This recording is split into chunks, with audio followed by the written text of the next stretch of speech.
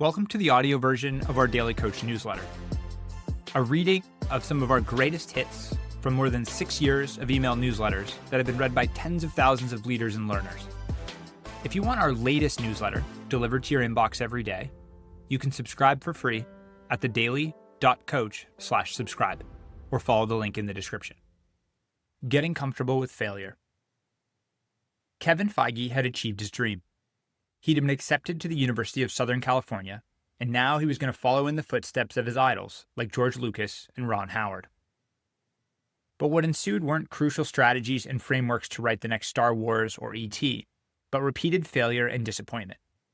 Feige may have been a USC student, but he was rejected from the university's esteemed School of Cinematic Arts 5 different times, a period of anguish that left him questioning his purpose and capabilities.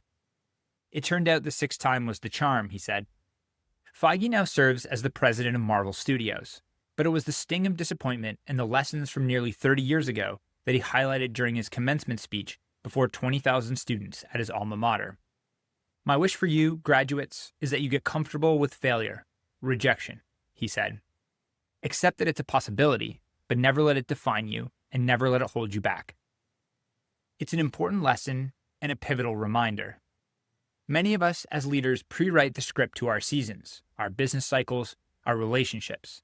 We get an opportunity, formulate a plan, and do our best to carry out our visions that we feel are unique and destined for success.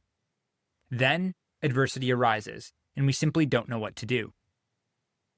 What distinguished Feige wasn't that he avoided obstacles, but that he kept working and pursuing his vision despite countless setbacks. After graduating from USC, he didn't land his dream job and launch a successful career right off the bat. He instead began as an entry-level production assistant, picking up lunch orders, washing cars, walking dogs, and chauffeuring executives around LA.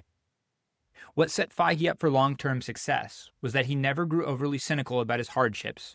He was always humble enough to do the grunt work, and he recognized there'd be detours along the way. "Very rarely is filmmaking the result of a divine stroke of inspiration," he said. "It's about grinding it out, banging your head against the wall with a group of collaborators, taking something from bad to okay, to good, to maybe great, to maybe something people will want to watch again and again." Whether we're currently struggling to process failure or we're trying to navigate some other adversity we endured at some point, we may want to draw from Feige's story. The most successful among us aren't the people who dodged setbacks and disappointment, or figured it out immediately. They're the ones who faced hardship but refused to be overcome by it. Thanks for joining this episode of The Daily Coach.